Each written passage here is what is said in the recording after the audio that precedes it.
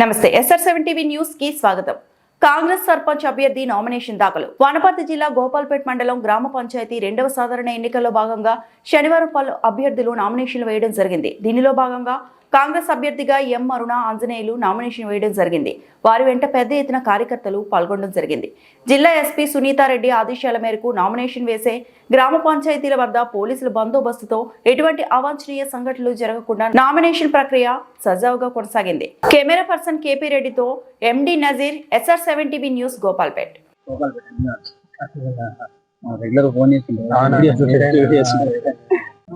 వనపర్తి జిల్లా గోపాల్పేట్ మండల కేంద్రంలో ఈరోజు సర్పంచ్ మరియు వార్డు మెంబర్ల నామినేషన్ ప్రక్రియ కొనసాగుతుంది.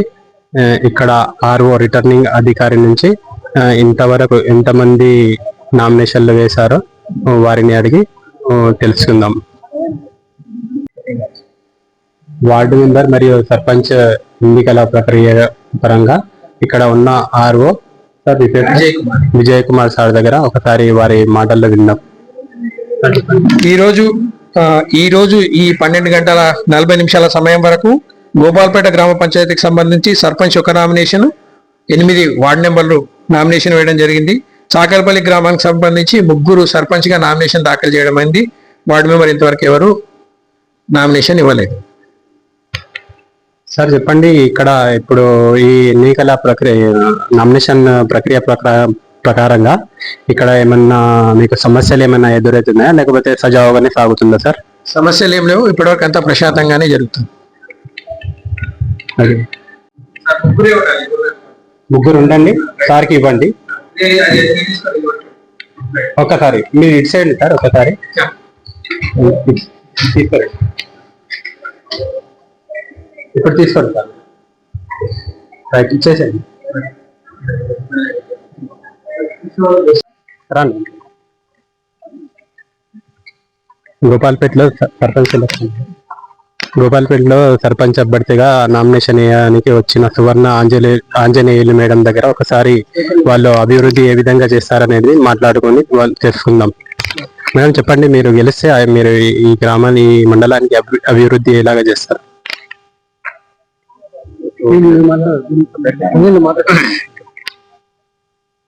అందరికీ నమస్కారం. అంటే పార్టీ ఏమని చెప్పొచ్చు కదా.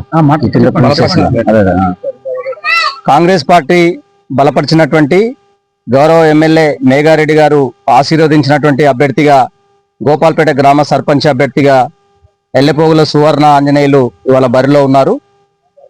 అందరి ఆశీర్వాదంతో, అందరి సహకారంతో, సంపూర్ణ మద్దతుతో ఎన్నికల్లో పోటీ చేయడం జరుగుతుంది.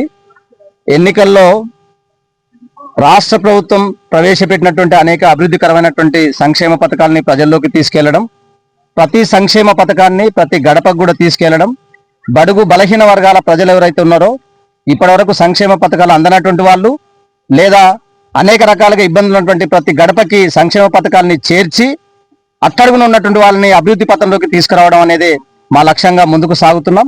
అందులో భాగంగానే ఎన్నికల్లో పోటీ చేస్తున్నాం. అట్లనే ఒక చదువుకున్న వ్యక్తిగా, PG BEd చేసినటువంటి వ్యక్తిగా ఎన్నికల్లో ముందుకు రావడం జరుగుతుంది. ప్రతి ఒక్క వర్గం యొక్క ప్రజల యొక్క సమస్యలపైన అవగాహన ఉన్నటువంటి వ్యక్తిగా మేము ముందుకెళ్తున్నాం.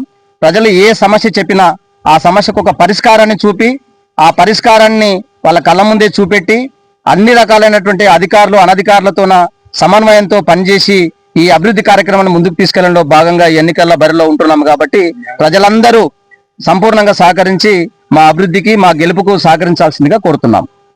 సమస్యలు ఉన్నాయి, ప్రధానంగా ఏం సమస్య ఉంది, దానికి మీరు ఎలాగా తీరుస్తారు?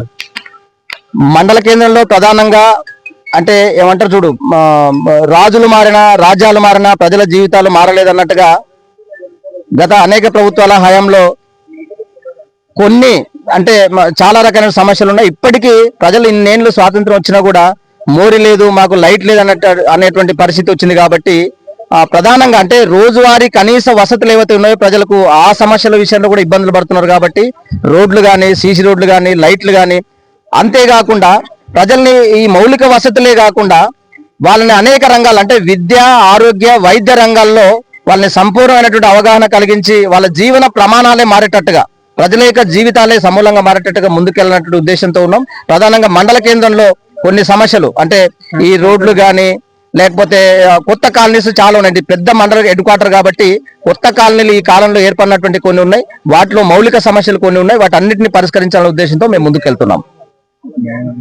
గోపాల్పేట మండలంలో సర్పంచ్ ఎన్నికగా నామినేషన్ వేయడానికి వచ్చిన సువర్ణ ఆంజనేయులు వారు ఈ విధంగా అభివృద్ధి చేస్తారని చెప్తున్నారు. కెమెరా పర్సన్ కేపీ రెడ్డితో SR7 టీవీ న్యూస్ గోపాల్పేట మండల రిపోర్టర్ MD నసీర్.